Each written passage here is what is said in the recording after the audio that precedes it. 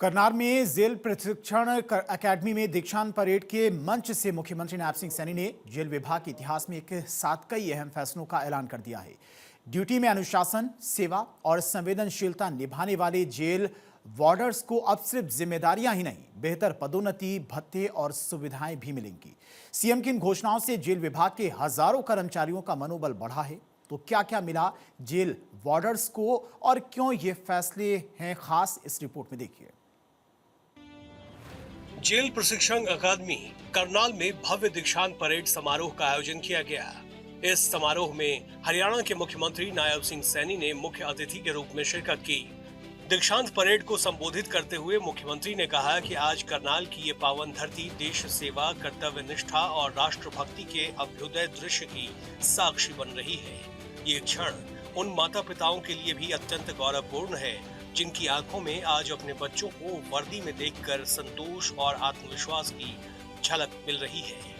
मुख्यमंत्री ने कहा कि इस नवनिर्मित जेल प्रशिक्षण अकादमी की पहली दीक्षांत परेड का हिस्सा बनकर उन्हें अत्यंत प्रसन्नता हो रही है।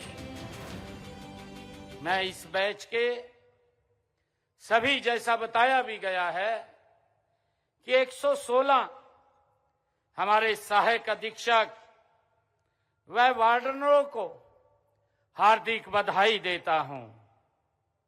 गर्व की बात है कि इस बैच में एक महिला सहायक अधीक्षक व 8 महिला वार्डन भी शामिल हैं।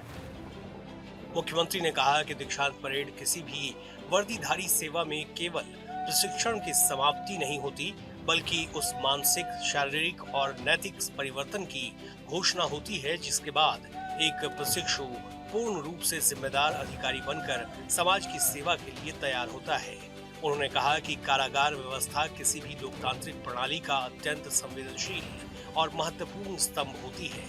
जेल केवल दंड का स्थान नहीं, बल्कि सुधार, पुनर्वास और मानवीय परिवर्तन की प्रयोगशाला होती है। हरियाणा सरकार इस सिद्धांत में पूर्ण विश्वास रखती है कि अपराधी को दंड के साथ साथ सुधार का अवसर देना समाज के दीर्घकालिक हित में है।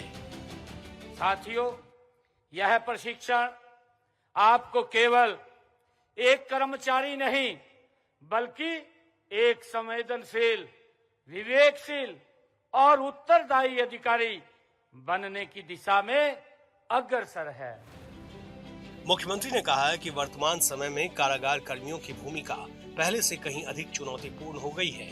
बदलते सामाजिक परिवेश, तकनीकी विकास और अपराध के नए स्वरूपों के बीच कर्मियों को सजग रहने के साथ साथ मानवीय दृष्टिकोण भी बनाए रखना होगा।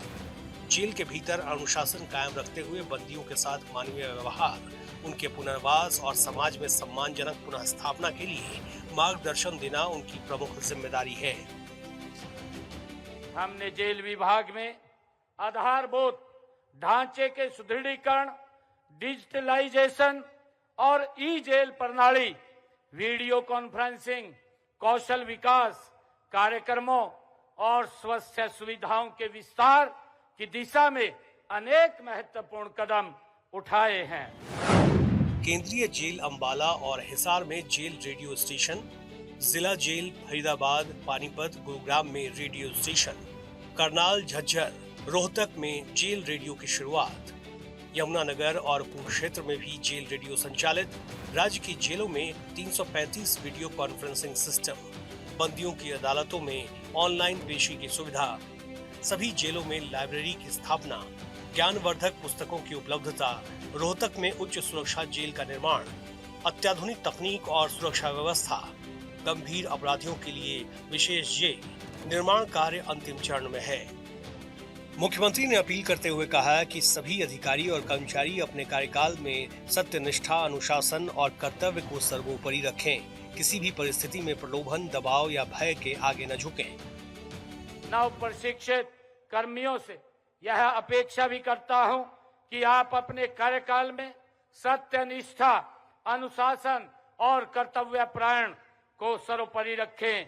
किसी भी परिस्थिति में प्रलोभन, दबाव या भय के आगे न झुकें। कानून का पालन करते हुए संवेदनशीलता और करुणा को अपने व्यवहार का आधार बनाएं। मुख्यमंत्री ने जेल प्रशिक्षण अकादमी के प्रधानाचार्य, प्रशिक्षकों और समस्त स्टाफ को बधाई देते हुए कहा कि सीमित समय में दिया गया उच्च स्तरीय प्रशिक्षण आज परेड, अनुशासन और आत्मविश्वास में स्पष्ट रूप से दिखाई दे रहा है।